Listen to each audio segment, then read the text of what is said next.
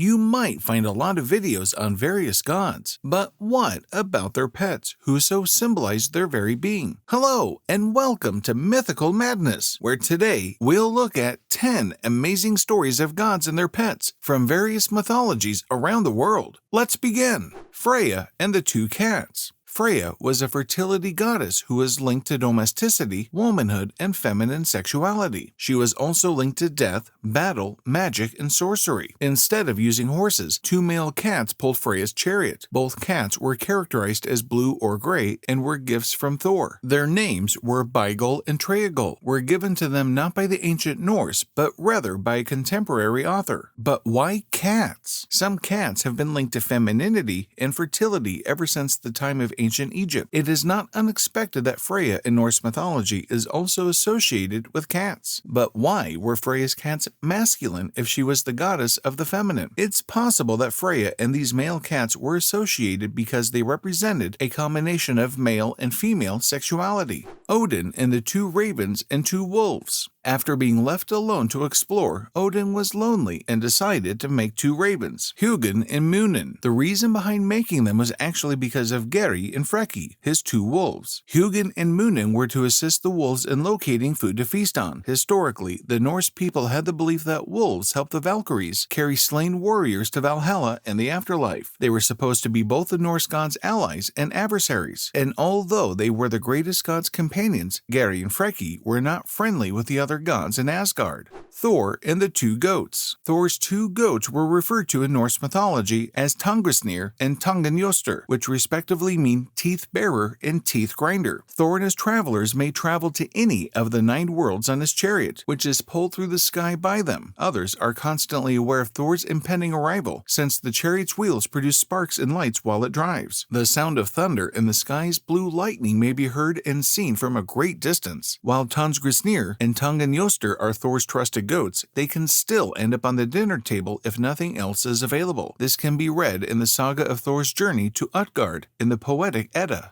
Zeus and the Eagle. Zeus was the creator god of the sky, thunder, and lightning. He was also the father of the gods. He was well known for various animal transformations, which he used to abduct women. But he also possessed a large golden feathered eagle named Aitos Dios, who served as his personal messenger and companion on the throne. Some claim that the eagle was once a mortal king by the name of Periphas, whose moral governance was so lauded that he ended up being treated as a deity. Zeus was about to strike him with a thunderbolt out of rage when Apollo intervened and changed the monarch into an eagle, setting him next to Zeus's throne. According to others, Zeus adopted the eagle when it first appeared to him before the Titan War as a sign of a good omen.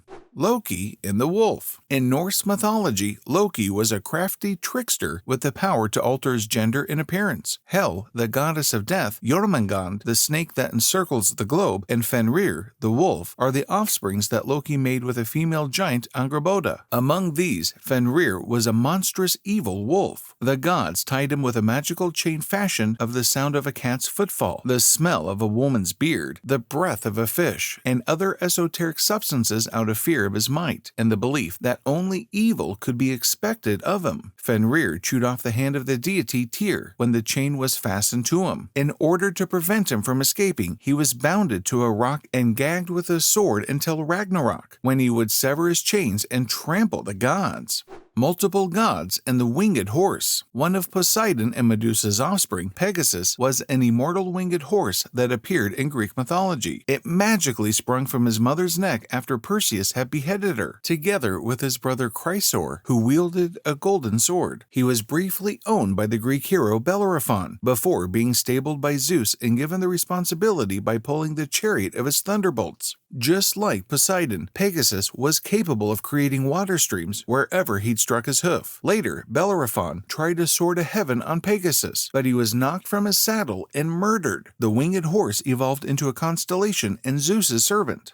YUDHISTIRA and the dog. A dog accompanied the Pandava brothers and their bride, Draupadi, as they traveled to the Himalayas. One by one, when they ascended the Himalayan highlands, starting with Draupadi, they all collapsed, turned ill, and eventually passed away. YUDHISTIRA, the oldest Pandava, lived, and the dog kept him company. The two kept on traveling. Indra appeared before him on their voyage. As YUDHISTIRA was the most developed of the Pandavas and always adhered to the path of Dharma, Indra wanted YUDHISTIRA to accompany him to paradise. YUDHISTIRA then requests the dog to enter the chariot after getting inside, but Indra objects to the dog going inside, since the dog was faithful and loyal, especially during the periods when YUDHISTIRA had lost his siblings and Draupadi. He was adamant about taking it to paradise. He made the decision to stay with the dog rather than enter paradise alone. The dog represented YUDHISTIRA's father, Yamadharma, Hades, and the dog. The enormous three-headed dog Cerberus is tasked with guarding the underworld's entrance. He is a majestic beast and Hades' companion. Most often, Cerberus is shown strolling along the Styx River's banks. The established barrier between the earthly living from the underworld's dead was this river. The three-headed dog prohibited both the living and the dead from entering without Hades' permission. It also prevented the dead from fleeing. The deceased and any new spirits who entered the underworld were treated with great kindness and friendliness by Cerberus, but he would turn vicious and consume any of them who attempted to evade him and return to the living.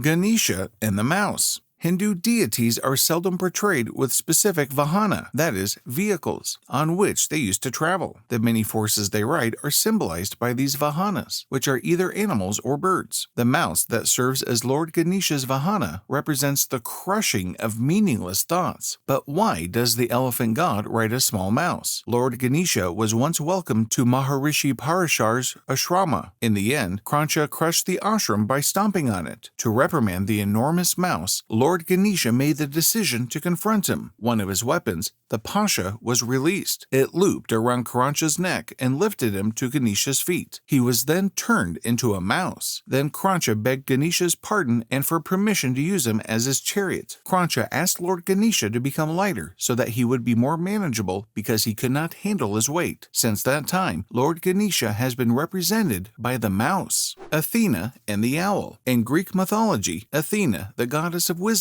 was so moved by the owl's large eyes and grave demeanor that after expelling the cunning crow, she honored the night bird by designating him as her favorite among all birds. A little owl was Athena's pet bird, who went by the name Athene Noctua. This owl lived on the Acropolis in huge numbers and was well protected. It was thought that owls had night vision because of a mysterious inner light. As Athena's emblem, the owl served as a defender, accompanying Greek soldiers to battle and serving as a source of decorative inspiration for daily life. Before a fight, if an owl flew above Greek soldiers, they saw it as a sign of success. The little owl also kept a watchful eye on Athenian trade and commerce. And that brings us to the end of this video. Which animal would you want to have as a pet from this list? Let us know down in the comments below. Also, if you enjoyed watching this video, make sure to hit the like and subscribe button. We'll see you next time around. Until then, stay mythically mad.